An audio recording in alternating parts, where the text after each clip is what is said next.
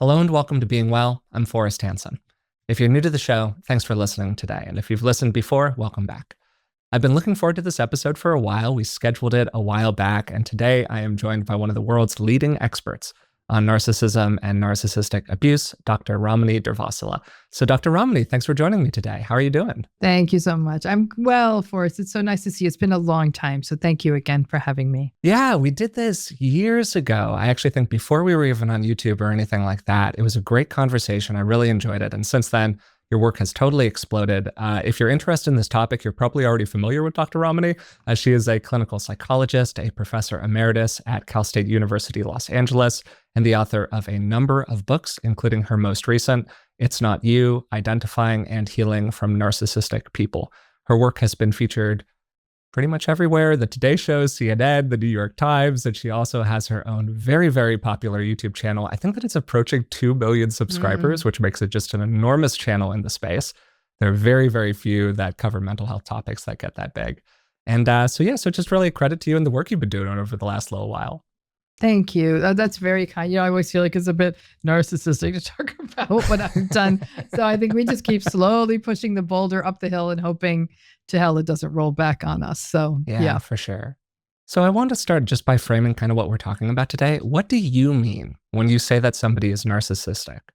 So when we use that language, I use that language that somebody's narcissistic, it refers to their personality style, right? So a narcissistic person is somebody who has variable, low, often performative empathy.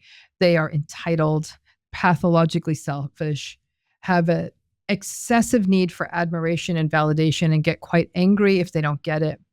There's a very superficial style, not only in how they present, but also in relationships. Relationships don't go very deep. They can often be quite transactional or even exploitative, taking advantage of another person. Again, like a deep, deep entitlement. I should be treated special. I am someone special and different. But the thing to remember about narcissism is that all of that stuff I just listed, which is really the stuff that makes relationships so uncomfortable, is kind of a coating or a suit of armor around a rather insecure and shame-filled interior. So those external defenses are constantly operating. So anytime the narcissistic person doesn't feel on top of their game, or they're not getting their way, or somebody's not giving them what the praise they feel they need or deserve, or they get criticized, whatever it is, those defenses kick in. And they can also look like rage, anger, passive aggression, screaming at people, silent treatmenting people. So these are very, very difficult relationships to navigate. And those traits, that's what I mean by a narcissistic person, translate into behavior. And that behavior can look like manipulation, invalidation, gaslighting, minimization, betrayal, domination, control, shifting blame onto the other person. So in the macro, these are really psychologically unsafe relationships. But the other issue, though, is they're not always like that. When the narcissistic person is doing well, things are going their way, maybe they're making the money they want, maybe they have the job title they want, maybe their team is winning, whatever it is, and they are well supplied and well regulated, they can be quite charming and charismatic and easy to get along with and fun and compelling and in some ways really the most interesting person you could meet. So you have this vacillation that gets sort of tipped off by what's happening internal to them. But people in these relationships blame themselves. If only I hadn't said it that way, if only this, if only that. And increasingly a person in one of these relationships is not only walking on eggshells, they're sort of coveting those normal moments, thinking like, well, if that could just last, we'd be fine. Well, that can't just last. It doesn't happen with this personality. That's what I mean by a narcissistic person. So I think that people have an image in their minds when we say the word narcissistic or refer to somebody as a narcissist. And that's typically what you refer to as the grandiose narcissist. It's this particular pattern of personality traits that tie in very neatly to what you've described. One of the things that I really appreciate about your work is that you do a great job of piecing apart the different ways that narcissism can present, including some that people might be a little bit less familiar with. In the book, you talk about vulnerable narcissists, communal narcissists. If you're interested in this territory, you might have heard those terms before, but I think it could be helpful to kind of just piece this apart a little bit for people to start with. One of the challenges with the narcissistic personalities, we sort of think it's one sort of linear presentation. It's very multifaceted. The core is the same, the variable empathy, the entitlement, the pathological selfishness, and so on. But a lot of the forward-facing characteristics can be different. A lot of folks have what we call more of a vulnerable style. And that vulnerable narcissistic style is characterized more by being aggrieved and angry and victimized and sullen and feeling that the world has passed them by. And there's like a real failure to launch. They feel owed something. And these are people who don't look charming and charismatic. They often look quite sad, sometimes anxious, sort of downtrodden, and always have this sort of brooding anger. Now, these are not separate states. Grandiose narcissistic people have vulnerable underbellies, meaning that for that grandiose narcissist, if stuff starts really going badly for them, they lose the job, their partner leaves them, they get caught out in a scandal, you'll start seeing these vulnerable types of patterns show up. If the vulnerable person, if the tide shifts for them, things really start going their way, they get the things they want, you might see more of that grandiose sort of piece churning up. So one style predominates, but that other style is lurking behind. Now, the communal, then there's other styles. Malignant narcissism is actually something that almost has more of a feel that's akin to psychopathy. Here we see a form of narcissism that's not so much charming and charismatic, but menacing, dominating, controlling, overpowering, exploitative, coercive, very psychologically kind of controlling, but that insecurity is still there. And that's sort of what differentiates it from psychopathy, that the malignant narcissist can still feel some sense of remorse or even guilt, though it's much more attenuated. It's not as intense at all as you'd see in other forms of narcissism. And when that kind of sense of shame or guilt comes, they come and domineer even more.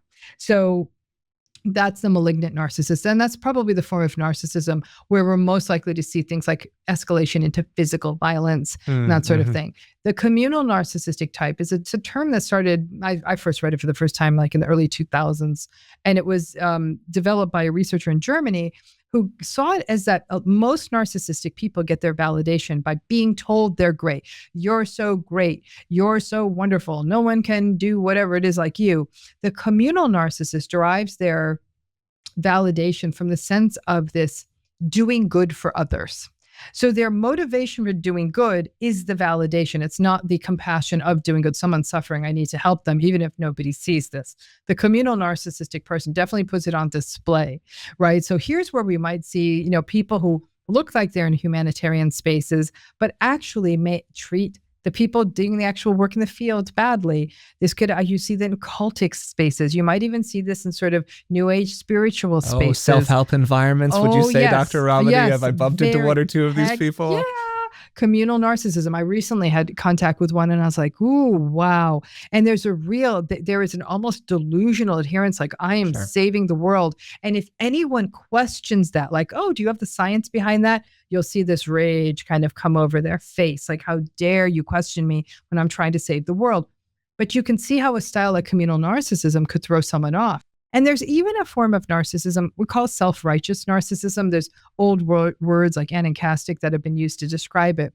This is the form of narcissism that's very moralistic, judgmental, feels almost Calvinist and workaholic-y and but so there's a very sort of trotting the straight and narrow, and this almost absolute lack of flexibility and this concrete kind of there's only one right way means that they are shut off. And I am the one who gets to hold that standard of what this one right way is. There's the entitlement. The selfishness is I don't need to help someone if they're not doing things the way I want. There's no awareness that other people are having a different experience. There's a rigidity. They may, for example, reject a child who comes out as gay or something like that. There's only one way to be, and you're not my kid anymore. And so you can see how this gets kind of mired into maybe religious beliefs or other kinds of long-held beliefs, but there's a coldness. And people would say as kids, it was all about keeping rooms clean, following the order, getting the grades, but there was no viewing us as human beings. And so, but many people view that self-righteous person as virtuous, as look how honorable they are and how ethical they are. And so, but that rigidity can really, really result in a cold, inflexible, judgmental quality in relationships. And so what all of these patterns have in common, in addition to the great list of personality traits that you described at the top, lack of empathy, grandiosity, insecurity, entitlement, all of these aspects, is that they're all different ways that a person can pull for what are called narcissistic supplies. People who are listening might have heard this phrase before. That essentially people who have this personality structure, at least my understanding of it, is that they can't really self-generate a sense of fulfillment, a sense of at-easeness. There's that insecurity that they're dealing with. And so these are all ways that a person can fish for that externally and kind of pull it toward them. If you think about somebody who's operating in a more communal way, this is a way for that person to feel like very entitled, very in a position of power, very like they're doing something that gives themselves a sense of meaning and purpose and identity in the world, because there's that underlying sense of lack and emptiness that kind of runs beneath it. Am I understanding this more or less correctly? Yeah. I mean, again, the narcissistic person is very externally focused, right? They even set their goals based on what they think other people think they should be doing, right? So there's very little that's internally found. Everything's done forward facing. Now, the narcissistic supply is the admiration and validation that keeps the insecurity and shame at bay. This can look a lot of different ways.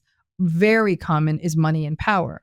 It can also be education, social status, possessions, but it can also be being viewed as the pillar of the community. It could be viewed as being the best helper, like look how much she does for the church group or something like that. So supply for some people, narcissistic supply is people continuing to perpetuate their identity as a victim. Like, yeah, no one is fair to you. No one ever gives you what you deserve. That can be supply, right? So we usually go for the low-hanging fruit of the money and the power and all of that. It could be a partner is a source of supply, a very attractive partner, a very well-resourced partner, rich, famous, whatever it may be. So all of those things can be supply. That's going to vary depending on the narcissistic person, but it's basically pulling from the outside in that which should be internally regulated. And that's the source of what we call the narcissistic dysregulation, which is moods all over that place. They'll be fine. And then the smallest thing, like somebody used their charger, will spin them into an absolute rage. And you're like, whoa, whoa, whoa, whoa, whoa. I bought that. That's my charger. You're all so sloppy. I spent so much money on myself. You're like, oh my gosh, it's just a charger. And then they'll get even more angry because in a way you're sort of critiquing them and putting a spotlight on their shame. So it spins pretty quick. Or the narcissistic person will give someone the silent treatment. So these all become ways that ultimately control the relationship, because what happens is a person in a narcissistic relationship, for lack of a better term, in essence, gets trained to behave the way the narcissistic person wants, because either you got to get out, which isn't always an option, nor is it what people want, or you have to tolerate all this either the silent treatment or the rage. So people just say, I just might as well do it their way, and things will go fine. And that creates this phenomenon of walking on eggshells that's so often cited in these relationships. I really want to talk with you about that. We're definitely going to go into the relationship aspect of this whole thing. Before we get there, I did want to ask you about essentially what's the difference between me, somebody who definitely wants to have narcissistic supplies of different kinds. I want people on some level to think that I'm a good guy, and somebody who has disordered narcissistic traits. So what I mean by this is that we all have a desire for narcissistic supplies in different kinds of ways, shows up for all of us. It is a part of personality that is present in everyone to some degree. So clearly there's some kind of a spectrum that's operating here, all the way up to diagnosable narcissistic personality disorder, which I know that you also have some critiques of. And so I'm wondering how you think about that spectrum. So I think that the term narcissistic supply, so we've got to differentiate that from normal needs, right? Everybody likes getting praise. Everybody likes getting compliments. However, how do you tolerate when you do the job and that doesn't come? Do you tantrum? Do you rage? Can you self-regulate? Yeah, can you self-regulate in the face of not getting those external sources? And are you able within yourself to have enough self-reflection to say, I did a good job.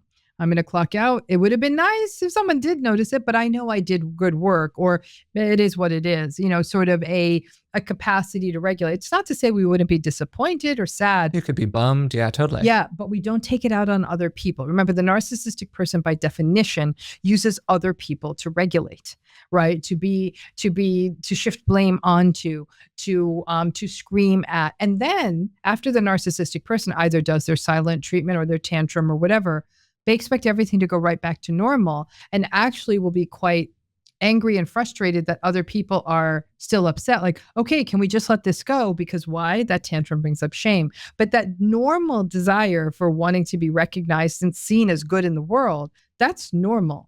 And in fact, wanting to enter healthy relationships partly is that being viewed as good. In fact, if somebody is entirely indifferent to how they're seen in the world, that's its own set of problems. And that's also not unusual in vulnerable or malignant narcissism. So that normal desire to be seen, experienced, someone bearing witness to you, someone recognizing you, very, very normal. And again, this also has a developmental arc to it. In childhood, if the child was seen, heard, experienced, safe, all of that, that internal sense of self gets developed. So the child needs less of it in adulthood. Unfortunately, many people didn't get that. Yeah. A lot of even kids who are not people who grow up to be narcissistic people didn't get it. And a lot of people who are not narcissistic didn't get it. So it becomes a very fraught space. And again, it's a normal need. So that there's a difference. There's a difference in terms of how we react when we don't get it, how much we need it versus want it. All of that comes into play. Yeah. And I think that this gets to a lot of the confusion that people have about the difference between how you approach this, which is as essentially a personality style. Like if you think about that almost in terms of like big five ocean traits. Yes. You know, somebody who is 0 on conscientiousness, not particularly agreeable, but they can show up as agreeable every once in a while, like that kind of thing. You can almost think about it in terms of that, as opposed to a personality disorder, which is where we go up to with like diagnosable NPD. And I've heard you say things like about 1 in 6 people, roughly ballpark, are people that you would describe as having this narcissistic personality constellation. The published rates for diagnosable NPD are like 1 or 2% of the population for a whole bunch of different complicated reasons. And I think that that just highlights the difference between what you're speaking to, which is this general tendency in people that is really helpful to be aware of, and the standards that somebody needs to hit to qualify for like a personality disorder or something like that. And sometimes in the past, when we've talked about narcissism on the show, I think that that's been a little bit of a source of confusion to people because they have the experience of being like, wait a second, Forrest, you're saying, 2% of people are this way. I've got the experience that it's a lot more than 2%. And I think that most people would co-sign that. So the idea of it, first of all, the whole idea of personality disorders is a very tricky space in the realm of how we think about mental health. And if it gets into a much deeper conversation on how diagnoses are even generated, medical model, who actually got to be inside that room, all of that. So I think that for example, the International Classification of Diseases, which is the World Health Organization model for conceptualizing mental health, want to do is focus on this as a series of traits, some more adaptive than others, some more maladaptive than others. Narcissism and antagonism and all that would fall into the more maladaptive bucket. So this idea of a diagnosis and the way it's done in our diagnostic manual is a bit like ordering on a price fixed menu. You got to have one of this, you got to have one of this, and no, you can't have 2 desserts. No, you can't have 2 entrees. It's that. And they have got to check the boxes. Got to check the boxes, right? Which is very medical, which is not what mental health conforms to, right? In the insurance and all. I mean, again, I'm not going to get onto that whole rant. But so what happens is that we diagnose by narcissistic personality disorder has a list of 5 traits associated with it in the Diagnostic and Statistical Manual of Mental Disorders, or the DSM. The person needs 5 of those 9, and then you have to establish this is a persistent, consistent pattern. But the only one person who can really flick the switch on that is a licensed mental health practitioner. People with this personality style don't come to therapy as a rule unless things really go south for them or there's something else happening for them. Co-occurring depression, co-occurring social anxiety, co-occurring addiction, something like that, or they're court-ordered or something, right? Number 2, a lot of therapists don't record the diagnosis anyhow because it doesn't work with insurance. Like I said, all these other kinds of unrelated issues. And then what happens is, Forrest, there are people out there who did get diagnosed with narcissistic personality disorder, which I said, it's a 5 out of 9 kind of model. That's all, which is that list I gave you. But they actually, these people with NPD, their narcissism is no more severe than that 1 in 6, 1 in 7 I talk about walking around the world. The difference is that group never was subjected to that level of evaluation. And then keep in mind, A lot of narcissistic people, as we've been talking about, care about what they look like to the world, and they know what looks good in the world. There's research showing that narcissistic people actually overestimate their levels of empathy. And so they think of themselves as very empathic people. So there's actually a lack of self-reflective capacity, which means if you ask them questions, I don't know that they're going to answer them accurately. So this is why I don't like us talking about diagnosis, because what it does, not only does it muddy the waters. I have people coming and say, tell me, Dr. Ramani, they have a diagnosis of NPD. I said, how the hell am I supposed to know? They're not sitting in my office. But the second piece is it's not the narcissism that's the issue. It's not the NPD that's the issue. It's the behaviors. And what I try to bring people back to is let's talk about these behaviors, because I want people to know this set of behaviors in a relationship is not healthy. So when you're exposed to this, you're going to feel sick. It's like a person, recently I'm involved in a real estate transaction right now, and you're testing radon and you're testing mold and all this other stuff, right? So when those reports come back, what do they tell me? They say, with this level of these things, you could get sick. You could get very sick. There's something in the environment. I have nothing personal against radon. I have nothing personal against mold, but I don't want them to be where I'm living. Yeah. So you see what I'm saying? Because it's a thing, totally. It's an entity, but it's going to make me sick. And so I need to address this. Yeah. In a relationship, it's a lot harder to think that way because we have this other wrinkle. The narcissistic person isn't the only person in the relationship. We're in it too. And we as human beings, we're like heat-seeking attachment missiles. We want attachment, even to unhealthy figures. The younger the person is, like a child with a narcissistic parent, they ain't got options. So they've got to attach to that narcissistic parent, which means really, in essence, silencing themselves. But as we get into adulthood and we love someone narcissistic, we are going to want to attach to them too, which may mean overlooking their toxic behavior or never having learned that these patterns are actually really unhealthy for us. It's about the behavior, right? And so the term narcissism is a way for me to avoid saying carrots, celery, chicken, broth, salt, rosemary every single time. I like that word soup because it cuts to the chase. The word narcissism talks, if accurately used, about a bucket of traits that result in those behaviors that are not good in relationships. So no, I am not a fan of the diagnostic framing. I think it gets us absolutely nowhere. And as the powers that be actually age out and we bring in hopefully newer, younger blood into these decision-making boards, there'll be a much more better take on it. But I actually don't think, I think that it's all about understanding personality and take the word disorder out. Yeah. One of the problems with these kinds of diagnostic models that they have, to your point, is that they don't necessarily capture people's experience very well. No. Somebody could have just, in quotation marks, 3 of the 9 traits for NPD and still be an absolute pain in the ass to be around and a total mess inside of a relationship. That's right. So we don't want to get kind of buried in the diagnostic criteria when we're dealing with it practically. Yeah. I want to also spin that around. A person could be very selfish, and yet you're able to find a path forward to having a relationship with them. You might say, like, they're very selfish. I do not want to go on a trip with them because they want to do it their way, every way. I got to say, though, they're not cruel. They actually are like when we're together and it works, it really works. And I've never felt devalued by them. They just like things the way they like things. And I hope to heaven they never have kids or something like that, where that kind of selfishness doesn't work. But we sometimes, when we're not being psychologically, emotionally harmed in a relationship, you might have someone, listen, entitlement's an interesting one, because there's some people who become very entitled because they've always had a lot of privilege or money. They live those lives where their feet never touch the ground, right? Like there may be an entitlement in them, but actually their empathy is preserved. They may not need admiration and validation all the time. They just may have grown up in such a privileged, protected way that they don't get how the world works, and it shows up as entitlement. I come from a dance background. I dance as a major hobby. I still do it these days. I've been doing it since I was 18.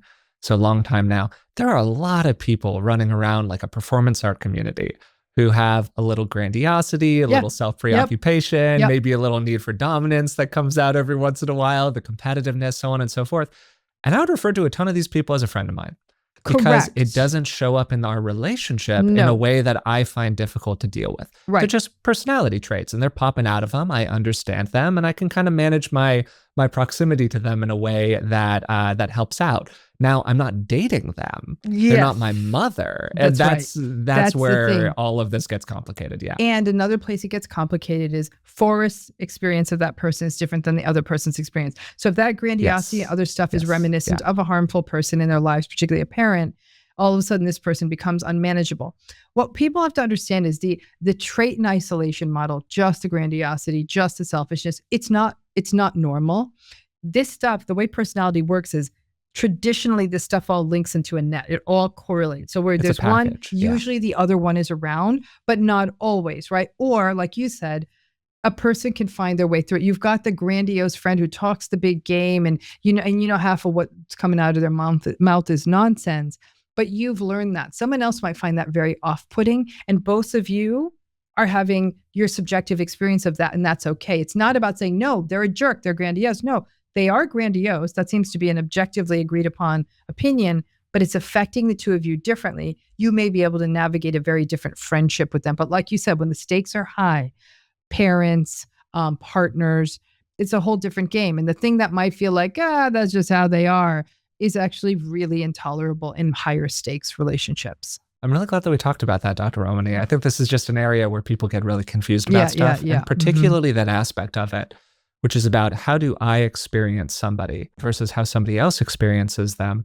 These could be radically different experiences of the same person. I might experience that person as I would never call them a narcissist, whereas somebody else would be a little bit more prone to. And again, this is one of those ways where it gets a little fuzzy for people, and the language can almost get in the way sometimes of what we're actually trying to communicate, because the word narcissist or narcissism has become so loaded for people. So for those relationship situations, which is where a lot of people come to this, a lot of people are trying to figure out whether or not they're in a relationship with somebody who has these traits right now. If narcissists have all of these problems that you've described, why is it that people seem to be drawn to them and wind up in relationships with them so frequently? Well, I mean, I think maybe the word problems is the problem, right? Because what they have is patterns, right? Problems almost puts its valence on it. They have patterns. And when you really bring down some of those patterns, like selfishness and entitlement and grandiosity and needing to be admired and validated all the time, and charm and charisma, you can actually see how in some places this could turn someone moderately successful. Right. And make them very romantically appealing. Yeah. And make them very romantically compelling. So because narcissistic people do have these qualities, charm, charisma, they're compelling. They also are, because it is so superficial. If you're going in deep and they're going in shallow, there's a slippery quality to them. And a person who associates, sort of chase as part of the relational dynamic, almost feel like they want to be able to hold on to this slippery eel of the narcissist. So there's also tactics and even patterns in them. But there's something very attractive about narcissistic people, right? That's why they are our celebrities and our world leaders and our, people our eyes are always going to them.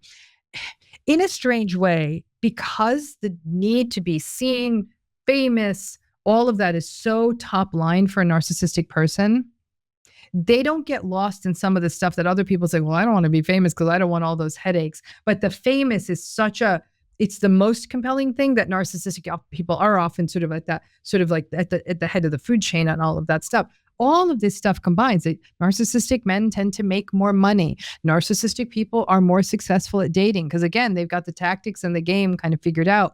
All of these things mean that this is an attractive group of people. The steady diet of fairy tales and rom-coms we've been given all almost romanticize this kind of, this sort of relationship model. Every dating show that's ever been on television romanticizes this kind of narcissist, or I'm going to be the one who tames the narcissistic self-confidence, person. The whole thing. All of it. Yeah, we totally. really do. We think when people are confident that they've got the goods, because so many of us don't have confidence. We do have the goods and we don't have the confidence. Hey, they seem to be buying what they're selling. Maybe I should too. That's totally. right. Yeah. That's exactly right. So that combination of all that is why they're attractive. Yeah. The challenge becomes, though, 3, 4, 5, 6 months in, you start having this drop off, something we call devaluing and even the beginning of discarding. They're not as interested in you anymore. Some of the cracks start coming through. You start seeing the dysregulation. You start seeing the blame shifting. You start seeing the dismissiveness. but you may have fallen in love with this person. And so there's a tendency at that point from an attachment perspective to keep putting the spotlight on the things you liked. We're still having fun. The sex is still great. They love to travel. We love to travel together. We do this together. We do that together. You keep it there. Or it's so hard to meet someone, or or this is a person who we could have a good life together, whatever it may be, that those things are starting to get more of the spotlight. And there's a tendency to sort of not fully encode those really problematic patterns, or they get written off as, new relationships are tough, or there's always growing pains. We have all this sort of folk wisdom that's meant to keep people in harmful relationships. Yeah. And a piece of it that I really want to emphasize for people here, because I think this is a source of so much of the self-shame and the confusion that is tied to these relationships, is what's called variable reinforcement. I would say it's variable intermittent reinforcement. Yeah, variable reinforcement or intermittent reinforcement. Yeah. So the basic idea of this is that if every time you pulled a slot machine, you lost 10 cents, no one would ever play slots. Right. The reason that slots are addictive for people is sometimes you win and sometimes you lose. And this is really what's present inside of like a narcissistically patterned relationship. When they're great, they're so great. You are on top of the world. You are flying high, all of that. I see you nodding back and forth. I'm going to make it a little more subtle, because as somebody who's played lots of slots and been in narcissistic relationships, it's more subtle than that. Here's the challenge, is that even the sideways, sometimes they kind of go a little sideways and sometimes they go really sideways. Sometimes the payouts, like sometimes the slot machine pays nothing. Sometimes a slot machine pays $1. Sometimes a slot machine pays $10. Woo! It's $100. Great. But there's always $1 million hanging out there. So the intermittent reinforcement is not just you're going to get rewarded, but there's a differential reinforcement. That rewards go up and down. And it's always going to take the same dollar from you, but it may take that dollar from you 100 hits at a time, right? And at the 100th time, it takes $1 and you get nothing. That's when you might say, I'm going to go. But then you pull it one more time and you get $100. So even though you're just at dead even, you're like, that $100. So there are the $100 experiences, which might be, honey, I'm taking you to Hawaii. There may be the $10 experiences, which are you come home and the kids are already in bed. And then there are the $1 experiences where they don't yell at you when you come home. Do you see what I'm saying? So those start accumulating in very different ways. And that's why people are confused. It's not just some days are great and some days are bad. Some days are okay. And some days are just free of abuse. And some days are just a little bad. And some days are terrible. And some days you find pictures of they're cheating on you on their phone. So that range of stuff is why it's so confusing. And this is what keeps people stuck a lot of the time, I think. And that's why people because you can tell yourself the story of like, well, they were good that time. Right. And it could happen again. And it may just be that if once they get the promotion, once the kids are older, once we move to the new house, really stressed right now, then everything's going to boom, jackpot. I'm going to get the person who I fell in love with in the first month of the relationship. So based on your clinical work with people, are there common patterns in the kind of person who tends to get more trapped by a narcissist, sucked into a narcissistic relationship? Everyone's vulnerable to getting in. I want to there's this whole idea of the narcissistic magnet, narcissistic, like who they're going to go. That's not true. We're all vulnerable because all of us are probably supply for someone. Someone might like to meet a dancer and who has a podcast, and that's, what they're looking for, right? Someone else. So you don't know. So people say, well, I don't know, I'm not all that. And they went for me. I'm like, you have your all thatness. And I think a lot of times it's always like, what's wrong with the survivor? Nothing's wrong with the survivor. Awesome. You were attractive. That's why they went for you. However, the issue is not the getting in. Everyone can get in. It's like you said, it's the getting trapped. It's the getting stuck. The getting stuck is the problem, because that's where we see there are certain vulnerabilities. And those vulnerabilities can range from a person who is highly, almost, I would say, overly empathic, if there's such a thing. It's some of the stuff we might see, for example, in Elaine Aron's work on the highly sensitive person. There might be such a deep well of empathy that just doesn't ever go away, even with these kinds of deconfirming experiences. People who really believe in forgiveness, people who are naturally rescuers or fixers and want to help people out and keep throwing money at the problem. And sure, you can have my car and you need a place to live. Sure, move on in, that kind of stuff. People who are highly optimistic get stuck because they're like, it's going to get better. Like, I see the good in everyone. I can see the light in them. And I'm like, oh boy. So that optimism can put people at risk. People who have a history of narcissism in their families of origin. It normalizes it somewhat. They could be vulnerable to getting stuck. People with other histories of trauma, that can also leave a person to get stuck. It really can negatively impact those attachment approaches and even the safety approaches and the responses people have when they're triggered in a relationship. Believe it or not, people who are from incredibly happy families could be at risk. Now, they have an advantage that when it does fall apart, they should have that supportive family. But at the same time, there's a belief that we can talk through everything. Boundaries work. All problems are solvable. I think you almost have to be, you have to have just the right amount of dysfunction in your family that doesn't break your spirit, but not so much, so not so much that doesn't break your spirit, but not too little. So you're not walking around like sort of naive. And then there's other factors that can affect that vulnerability to even getting in, which are more structural factors. I always say these are things like being in a rush. People saying, okay, all my friends are getting married. I just broke up with someone. I'm 37 years old. I need to get in this relationship. And this person's good enough. And we'll say, I can't go back out there again. So that being in a rush. And also being in a time of transition can matter, because let's say you've just ended a relationship. External there can stressors. Be other it could be you've moved to a new city, you're traveling. So you don't have both of your legs under you the same way because you don't have your usual touchstones. And then finally, Forrest, and I don't think we talk about this enough, there's also the kinds of societal differences in power a person may have. So for example, their immigration status, race, ethnicity, social class, money in the bank, other support. So there's things that how a person who is at all marginalized is treated by the world can create also inner narratives that could make somebody vulnerable to getting stuck.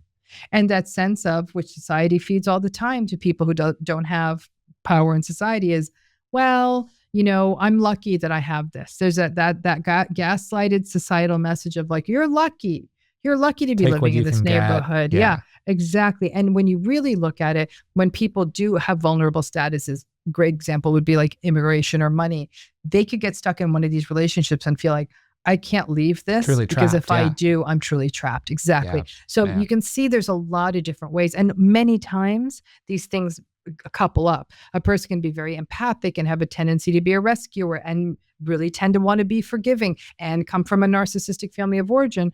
I mean, that's so much to unbraid and so much that's keeping them stuck. Do these relationships tend to follow a general pattern? Like, so if somebody gets into a relationship with a narcissist, you were mentioning earlier, I think you talked about devaluation. And if people have been listening to the show for a while, they might be familiar with the idea of like idealization and then devaluation, which is a common pattern inside of abusive relationships. Do these have like a normal structure or flow to them? Yeah, they do and they don't. So I think that what I want to get people away from is that it's always the lockstep of, idealization goes to devaluation, goes to discard, goes to end, goes to hoover, rinse, kind of rinse, lather, repeat, whatever the heck that is. It's not that. It's these relationships will often start from a seductive, idealized place. But even that whole idealized love bombing isn't always grand gestures. It isn't always vacations and gifts and all that. Sometimes it's a person rolling up and saying exactly what you want to hear. I'm never going to leave you. I'm going to love you forever. No one's ever loved you this way. So if that plays on existing wounds, that is the love bombing, and they don't have to show up with a damn gift at all. That's all you need. Yeah. That's all you need, right? So when that happens, that's even more powerful, because a gift, you can throw it away, but these are the words you wanted to hear. But over time, that devaluing will happen, mostly because a narcissistic person's a sprinter. They're not distance runners. So they're not going to keep this up, and the cracks will show. Again, their dysregulation will happen. Life will happen. So that devaluation, though, could take as long as 3 to 6 months. Now you're in. And I will tell you this, on average, people I've worked with will say, I didn't even start picking up on what I would have called patterns that made me say, woo, until like 1 to 2 years in. So enough to say, this is a problem. By then, some of them said I was pregnant. We moved in together. We were engaged. We were already married. All these heavier things, these heavier structural things are happening. And that's when people start self-blaming, self-doubting, all that stuff. This takes a minute, but then that devaluing happens. Now that devalue phase can last a very long time. When we talk about the so-called discard phase, the discard doesn't necessarily mean the relationship ends. It could. The narcissistic person may leave you. You may leave the narcissistic person, but what tends to happen more often is there's some heavier betrayals.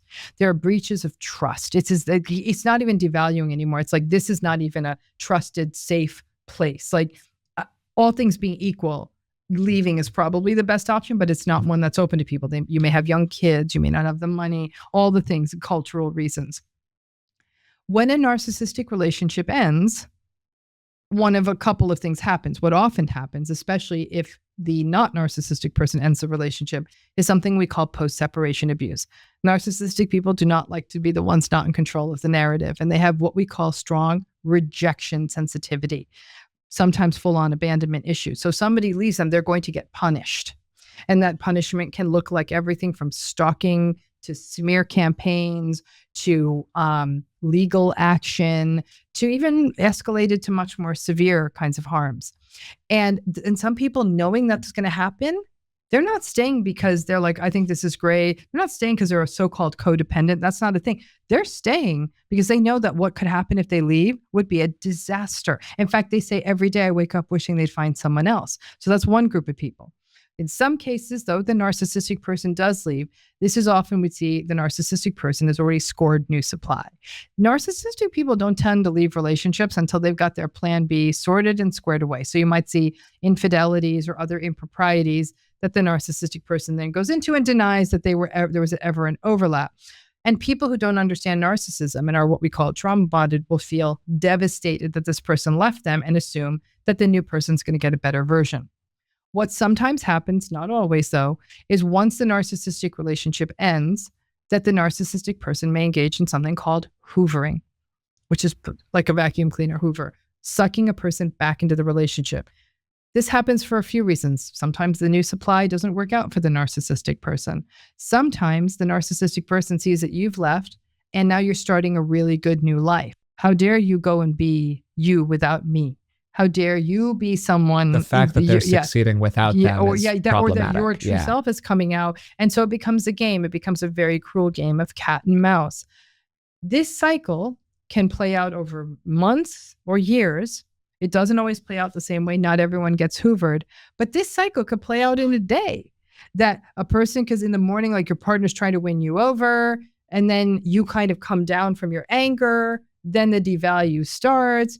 Then there's some discard, then you get angry again, and then they pull you back in. So what I'm saying, like this sort of architecture is one of seduction, dismissiveness, and control. I would love to help people get even a little bit more of a sense of what some of these more abusive behaviors look like in practice, particularly two things that people talk about a lot, the more manipulative aspects of them and the gaslighting that can be associated with that for people. Because again, this just can be so hard for people to identify. So, manipulation, when we think about what manipulation is a process of the manipulator having a need they want met, but pitching it as though it's in the other person's best interest. That's a great framing. That's what manipulation is. That's a really, really clean framing. Okay. Yeah. And so that's because the narcissistic person is singularly focused on their need and want with very little regard for the others. That's always going to be the pitch. Now, Forrest, have we all done that once? Yeah. We've tried with the restaurant we want. We've really tried to sell it. It's like, no, it's cheaper, but we really just wanted to eat at that restaurant. Normal relationship negotiation. Right? Totally. Right. Yeah.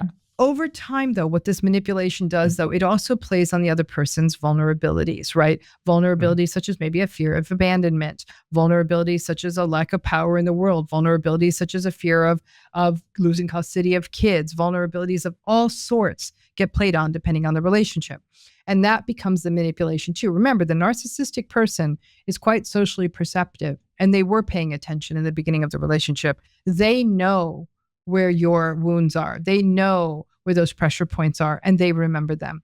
So something that once felt so safe, they'll come and say, okay, well, what would we expect from somebody with such a messed up mother? I guess you're messed up too. So the vulnerability you might have had sharing about something that happened in your family history is now turned against you. You're viewed as a broken person.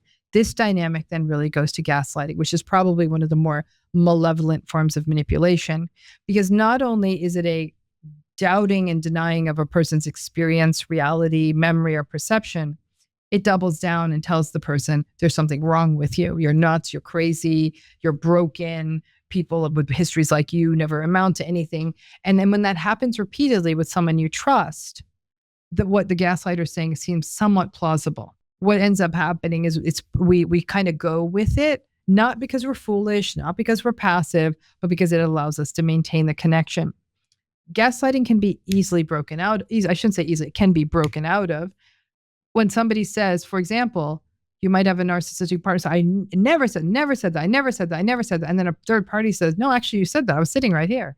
That's enough to kind of take the, to lift the curtain kind of thing, right?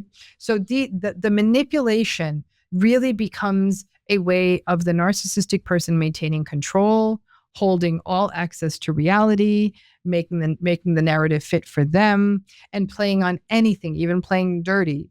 And like you said, using techniques like baiting. Even as people understand narcissism more, it's like, ooh, I guess I get it. I'm not supposed to engage with them. The narcissistic person will poke and bait. And if they're not getting a reaction out of you, that's not going to work. So then they're going to poke and bait more. And the thing that they're going to bait you on are things that are often very felt close to your heart. A narcissistic parent, for example, may poke and bait, get no reaction. Then they may start going at your kids. And that will be the point where a person's like, no. And now you're engaging.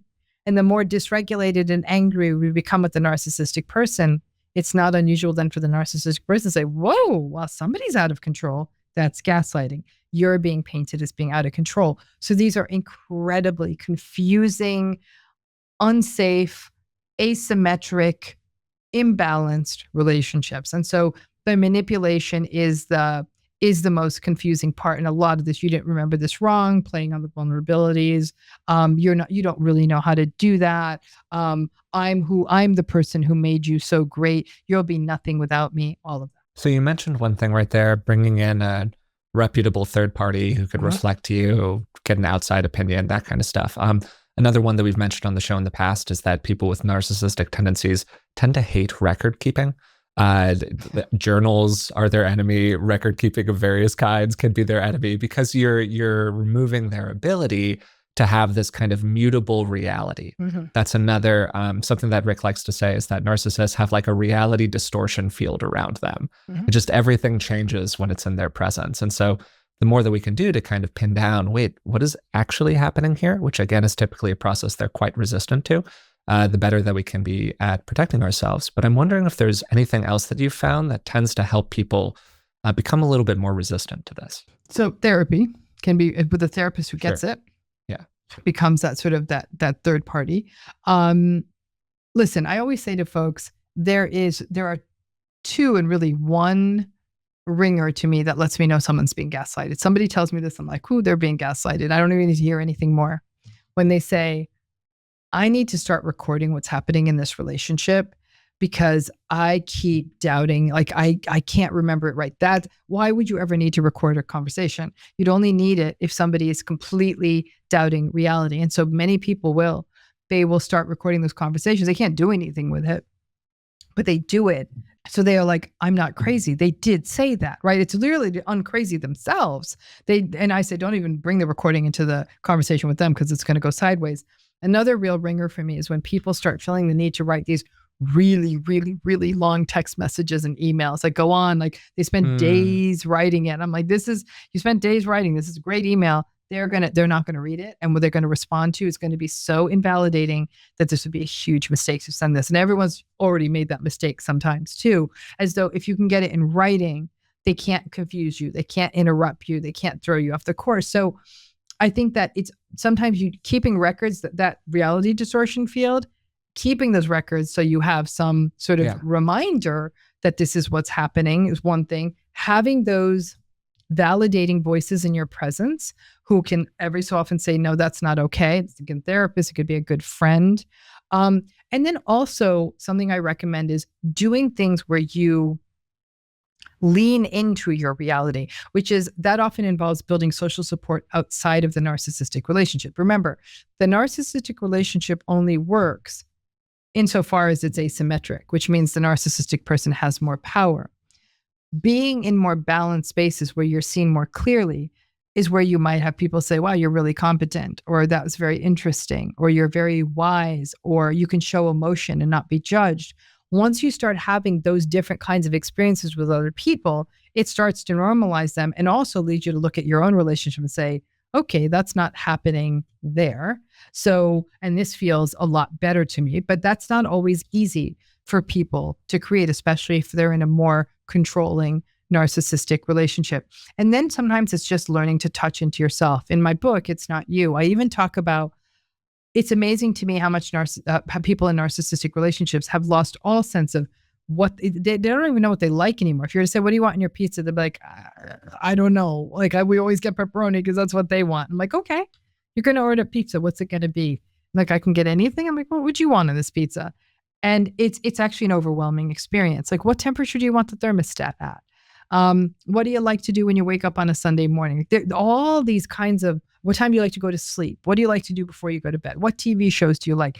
These very kind of almost surface level subjective experiences are taken away many times in these relationships. So it's forget about feelings. And then I do, in fact, in my healing program last month, one thing we really worked on is really working on naming feelings as they come up, not judging them. Like, I'm angry today. And many people will judge, and I had no right to be angry. You're angry. Hold, stop. That's a feeling. Let's stay with that. You don't ever, and teaching people like the feeling you have, and there's all kinds of push notifications and stuff you can have on apps that will help people do that. So lots of things to bring you sort of back to yourself, but it's a very, very slow process. That validating voice, though, is probably the most important. Yeah. And this can also help people a little bit diagnostically. Mm-hmm. If you feel like you're somebody who used to have a great sense of that before your current relationship that you've been in for 3 or 4 years or whatever, that's a light bulb. That doesn't necessarily mean that the person you're dealing with is a narcissist, but hey, it's a strong indicator. Mm-hmm. If you look back over your life as a whole and you think about being a little kid and you feel like ever since then, you had a hard time looking inside and seeing what you wanted.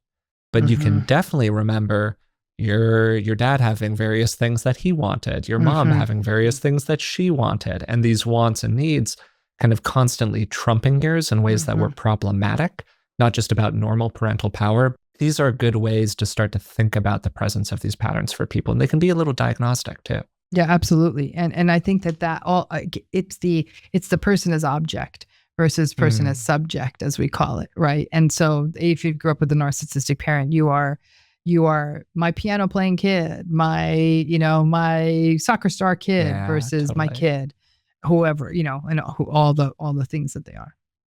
So I think it's, if I'm remembering correctly, I think it's the last chapter of your book. You talk about becoming narcissist resistant and the kind of recovery process that people can go through from these relationships. You just named a few things there previously. You also mentioned this takes time. And I do want to emphasize that for people. This can be a long process. Oh, it can be it's a very lifetime, intimate one. Lifetime process. No, I'm telling you now, this is not and then you come out and then you're fully narcissist resistant. I wish I could give people the 3-point plan here, but it doesn't really work that way. There isn't one. And it is the more you are surrounded by healthy people and healthy relationships. One of the things in that narcissism resistance, though, is what I call the 90-10 rule. And the 90-10 is this idea that when you really stop and think about it, and where you think if you have antagonistic, narcissistic, manipulative relationships in your life, you likely put 90% of your bandwidth thinking about it, planning for it, responding to texts from it, figuring it out, 90% there and 10% into your healthiest relationship, because they don't need that much. The healthy relationships, you show up, there's no demand, the communication can be very clear, you're not walking on eggshells. I tell people, can you try to switch that math? Because there's nothing you can say or do with a narcissistic person that's going to make it work better. And if you could really view those healthy relationships as a place where both of you benefit from you putting effort into that, at least get to 50-50. So at least you're even putting half of your bandwidth yourself into those healthier relationships. The more time you spend in healthier spaces, the more you do become sort of narcissist resistant. Now, that's not to say I still, to this day, people will get in and I'm like, oh, nope, yep, no, not good. And it still happens, right? Because I still am approaching it from a trusting place or an interested place. Each time it gets to be a shorter window before I see it. And that's what I tell people. People say, I can't believe I did this again. They were married 25 years to a narcissistic person. Then they start dating again at some point. And then they figured out in a year, I said, you took it 25 years the first time. You did make progress and you got out. That is huge progress. And so I think people they see it, I got played again, versus I saw it and I got out. The saw it and got out is the win. One of the pieces of the narcissist resistant chapter that I really appreciated was how you talk about radical acceptance and particularly assuming no change from the other person. Because there are relationships that we have that, for whatever reason, we're probably not going to go cold turkey on them. You talked about a lot of structural reasons that a person might stay in a relationship, but you can still protect yourself. And I just thought the way that you framed that, the like really accepting of the nature of the other person, seeing it clearly, appreciating that it's very unlikely to change, because we know that narcissistic patterns are very unlikely to change in general. And then asking yourself, okay, now what? Now what are we going to do here? Appreciating that this is the case. And a lot of people don't want to engage in that inquiry because it begs that now what question, and now what can be a tough question. Yeah. So radical acceptance is, I mean, in some ways it's an unfortunate term, because I think a lot of people take the word acceptance and they think of it as signing off on something, right? Oh, sure. I'm accepting this, right? Yeah. Maybe it's radical awareness. I don't know what the better term is, but radical acceptance is what we call it. And the reminder people need is that radical acceptance isn't you saying this is okay. Radical acceptance is not you going along.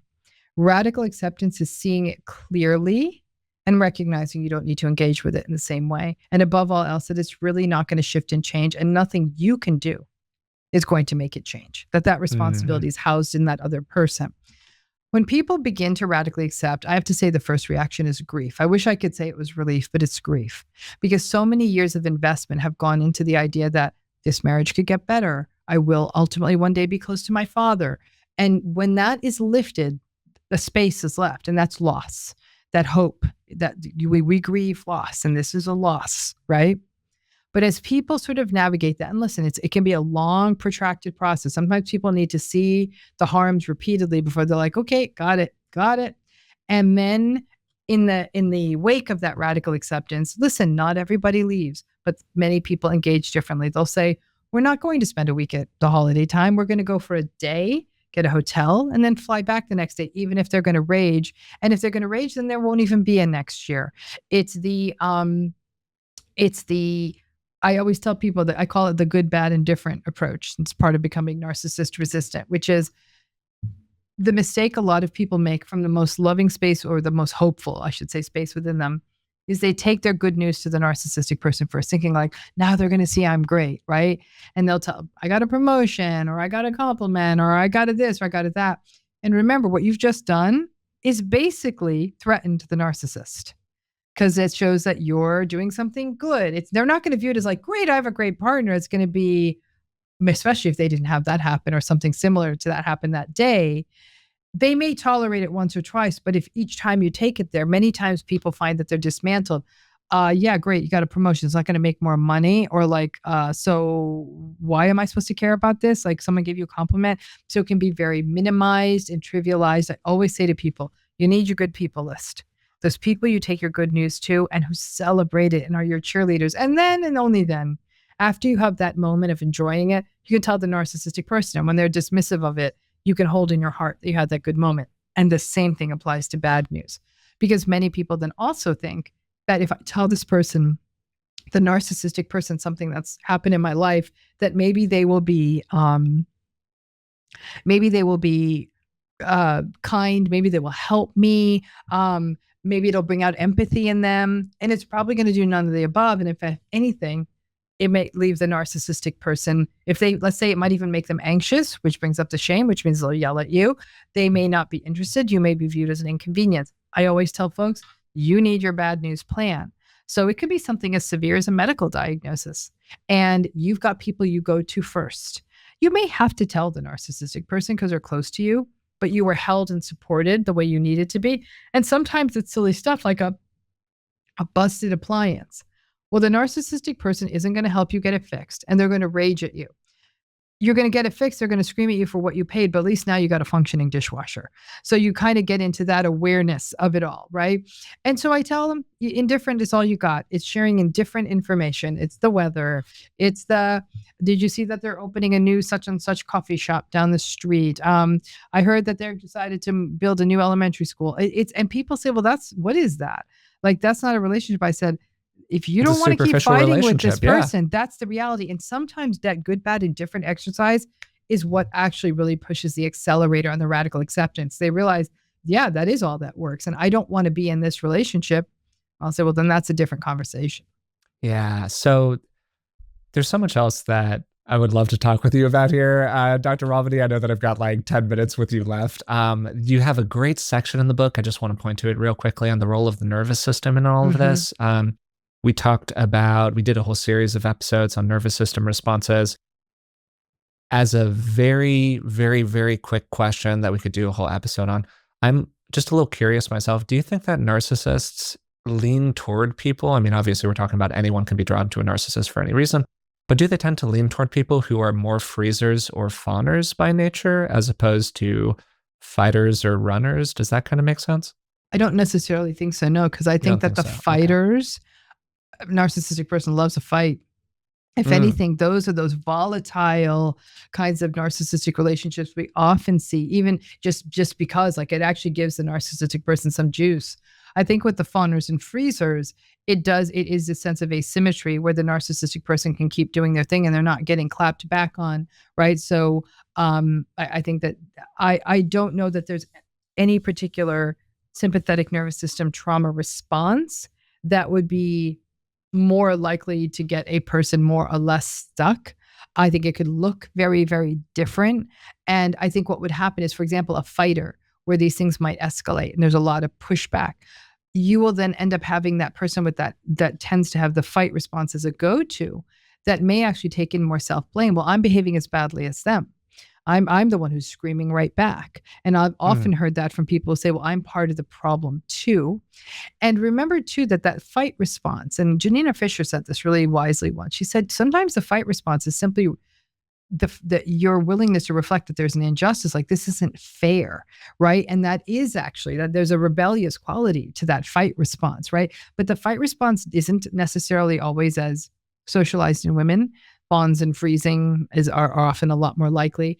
But at the end of the day, that's what is happening here, is that these narcissistic relationships, really, a lot of the response we have is very protective, not only of self, but of the schema of the relationship. I want to be married. I love this person. This is my family. So there's multiple levels of that. And so what will happen is these protector cells really do evolve. There's a lot of fragmentation that can happen to a person over time in a narcissistic relationship, all ultimately protecting the organism, right? But a lot of that fragmentation results in all these protective pieces kind of running the show.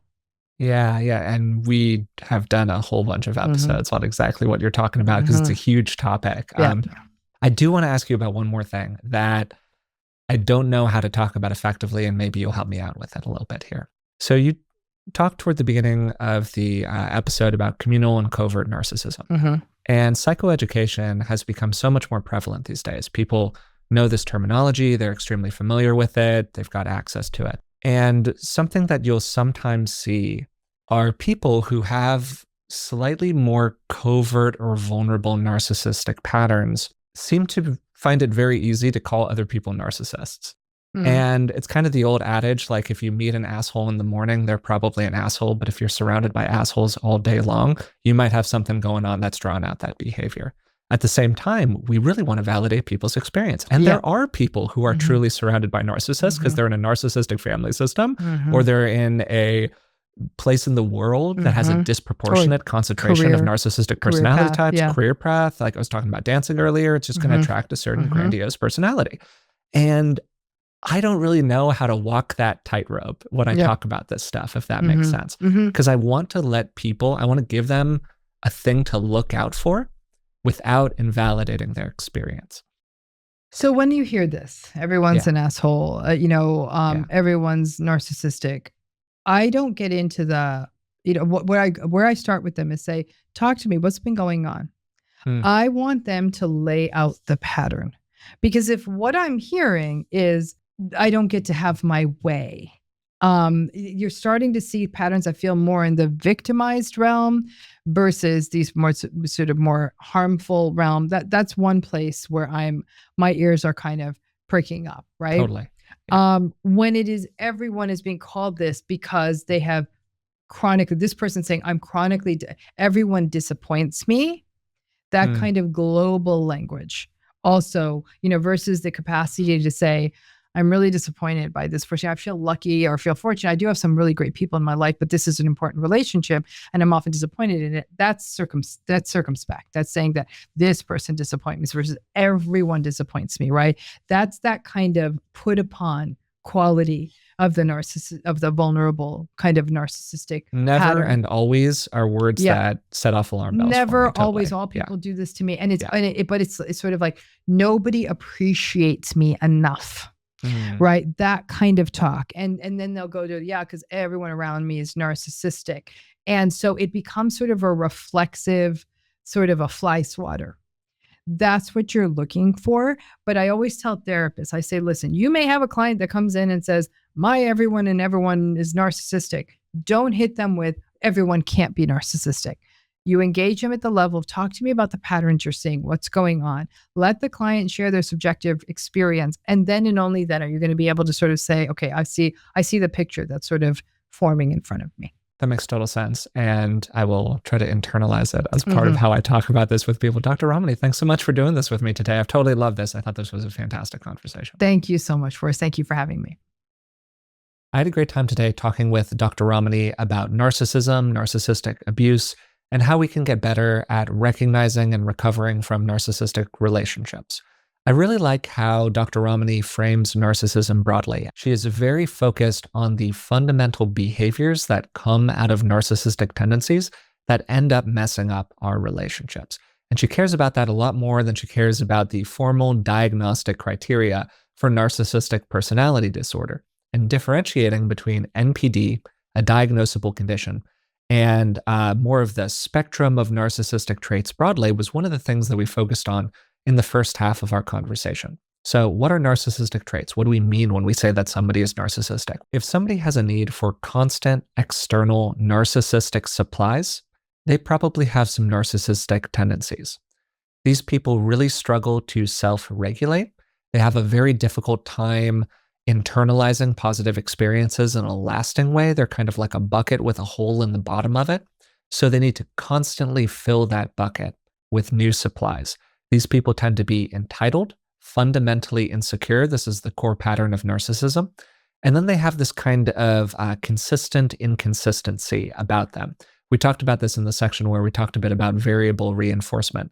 Some days with narcissists are good, some are bad, some are just okay, some are really good. You can never quite pin them down.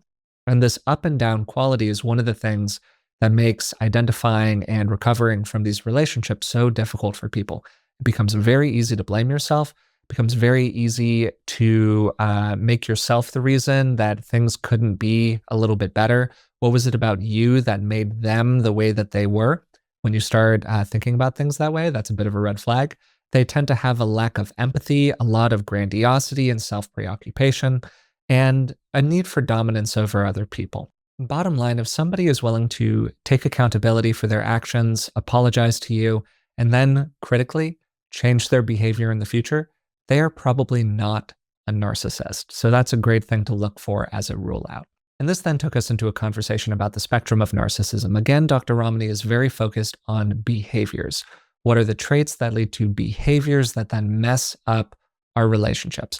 And this is quite different from something like narcissistic personality disorder, which is a box score approach where a person needs to essentially check 5 of 9 boxes in order to qualify for this diagnosis.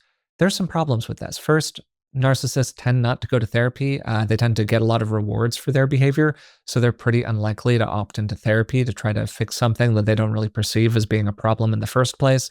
Then narcissism broadly is somewhat treatable, but treating narcissism, again, treating a problem that somebody else doesn't really experience as a problem, has got some limited utility associated with it. So somebody might not have the 5 of 9 that qualifies them for a formal diagnosis of narcissism, But that does not mean that they're not a total pain in the ass to be around, or that they're egocentric and antisocial and whatever else. And then we also talked about how I gave the example from my dance background. Plenty of people wandering around who've got a little bit of soft egoism, or a kind of look at me quality. Maybe they want to protect their spot. They're highly competitive. Maybe there are some of these narcissistic traits that are bubbling up in them. And yet, I'm totally capable of having a great functional relationship with them because the relationship is bounded. I understand what I'm getting myself into. And these traits are not coming at me in a really maladaptive or problematic way. We're all kind of on the same team. We're all rowing in the same direction. So these traits aren't so problematic. This is very, very different when you're in a relationship with somebody with these patterns, or if this person is your boss or your parent, somebody who has a lot of power over you. When we think of narcissism, we tend to think of the kind of narcissism that's referred to as grandiose narcissism. And this gets different from other kinds like vulnerable, communal, self-righteous, or malignant, all of which we talked about during the episode. I'm not sure if we named neglectful. That's another type that Dr. Ramani identifies in her book. And she does a great outline of all of these types in that text. We talked about it a bit as well. We then spent the rest of the episode talking about the narcissistic relationship, these relationships that people can get sucked into or get trapped in with somebody who has this pattern of behavior. And when we talk about this, it can be easy to say, wow, if somebody has all of these bad behaviors, why would you get trapped in a relationship with them? And the answer is kind of right there.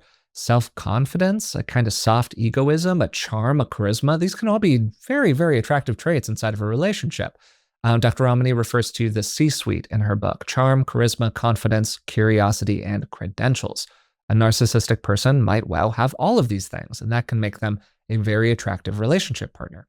But the patterns of behavior then lead to all of these problems long-term. Dr. Ramani then talked a bit about the arc of a relationship with a narcissist, how it tends to go through different kinds of phases, but she was also really clear that you don't want to over-infer from that general structure that she's giving. So sure, a relationship with somebody who has these traits might include a kind of love bombing or an idealization, then it goes to some devaluation, then it goes to discard, and then maybe it goes through this phase even after some form of separation, where they try to kind of pull you back into the relationship. But again, all of this is on a spectrum. And a relationship doesn't necessarily have to go through these kinds of prescriptive steps in order for it to be a relationship with a narcissistic person. So you want to kind of keep your mind a little bit open here. Key things to look out for in these relationships are manipulation, and a particular form of manipulation called gaslighting. If you're listening to this, you've probably heard the word gaslighting before. It's when somebody causes you to doubt your reality. If you feel like you need to be carrying a tape recorder around in conversations with this person, because every time that you exit it, you feel sort of like you know what you talked about, but then when you talk with it about them 3 days later or a month later, they seem to have totally different recall than you did, that could be a sign that you're dealing with somebody who might have some of these patterns. Toward the end of the conversation, we talked a little bit more about how a person can become more narcissist resistant. What can they do inside of themselves to develop a little bit more space, more of a buffer zone with these people, or to recover from these kinds of relationships once they exit them? Dr. Ramani talked about bounding the scope of the conversations that you have with people with these personality traits. You're not really bringing to them your biggest wins because they tend to invalidate those. You're not bringing to them your biggest complaints. They tend to invalidate those. Instead, you're talking about the weather. You're talking about superficial things. And a lot of the time when people come to terms with this kind of radical acceptance that this is what your relationship with these kinds of people needs to look like in order to keep on protecting yourself, there is a now what to it all. Wow, is this really what I want a relationship with somebody else to look like? Wow, do I want to keep on doing this? And people are often quite resistant to going through that kind of a process, very understandably, because it begs the question, now what? And people don't like now what. Now what is a scary question. And also it can include a lot of grief. That was something that Dr. Ramani really emphasized. For people who feel constrained in life, like they don't have a great ability to escape this relationship for whatever structural reason, that can be an extremely painful experience for somebody. But this is all part of the radical acceptance process, which again, Dr. Ramani really emphasizes how you need to start by assuming that the other person will not change. And so you can radically accept something and choose to stay in that relationship for whatever reason you have. Life is complicated. We make this stuff way too linear and simple sometimes, and that's great for TikTok or whatever, but it doesn't really reflect people's lived experience. So you can stay for whatever reason. But if you're going to protect yourself, it really helps to have realistic expectations here and to bound the relationship to a set of circumstances where this person can't harm you as much. At the very end of the conversation, I asked Dr. Ramani about something that opened a little bit of a Pandora's box. Covert narcissism is a thing. Communal narcissism is a thing. There's no reason to believe that people who consume self-help content are any less likely to be a narcissist or to have narcissistic tendencies than people inside of the general population. And they're very aware of this terminology. And as we said, one of the things that narcissists are very good at is manipulating other people and using the levers that they have. And so there are situations where people will use psychobabble, this kind of psychological terminology, as part of their narcissistic control strategy. And this might look like calling you a narcissist or saying that everyone around them is a narcissist. Wow, why don't I ever get my needs met? Everyone is just so preoccupied with what's going on inside of them. And at the same time, the reason that this is such an effective strategy is that we don't want to invalidate people's experiences, in part because they have already been gaslit by the narcissists who are around them or the people with these narcissistic tendencies. And so I don't want to put something out there into the world that even in the vaguest sense suggests that by calling somebody else a narcissist, you are yourself narcissistic, right? And so there's this real kind of catch-22 about it all. And I thought that Dr. Ramani did a fantastic job of slicing through this Gordian knot, cutting through this complicated and tangled problem by applying a lesson that I should know better, that I talked about recently in a video. Start by joining. She started by moving toward the experience. She wanted to understand what was going on for the person. What do they really mean by I'm surrounded by narcissists, by everybody that I encounter is a narcissist? Because as we said during the episode, there are some people where there are a lot of narcissistic people in their life because they come from a narcissistic family or they are in a career path that tends to attract more people with these personality traits, whatever's going on for them. And then you can start to look for the presence of never and always. Everybody is this way. I never get what I want. Why do they always act like this? Again, there's that pulling that you can see in there for that support, that narcissistic supply, all of that. And again, if you are somebody who feels that way, that does not necessarily mean that you're a narcissist. Like, this is why this stuff is complicated and hard, because those same patterns, those same traits could come for somebody, could rise from coming from a family environment or situation where your needs were never considered. And this is all of the nuance here. And I think that this was a fantastic conversation in part because Dr. Ramani was so great at living with and exploring this nuance, exploring these different ideas in a detailed way. And she's had a real impact here on how I'm going to think about this moving forward. So I hope you enjoyed today's conversation. As I said, I got a lot out of it personally. Again, Dr. Ramani's new book is It's Not You, Identifying and Healing from Narcissistic People. If you're watching on YouTube, this is the cover of it. Nice cover, beautiful book. She did a killer job with it. If you would like to check out Dr. Ramani's other work, she has the Dr. Ramani Network. You can check that out through her website. That is access to a whole bunch of different shows that she's been on, different content that she's created. And then she also has a program that's focused specifically on people who have experienced narcissistic abuse.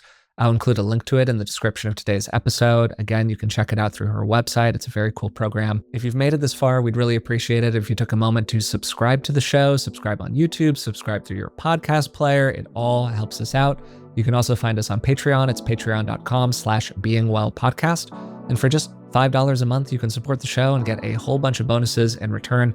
The biggest thing that we do over there are transcripts of the episodes. We also have ad-free versions of everything that we post. So until next time, thanks for listening. I really appreciate it, and I'll talk to you soon.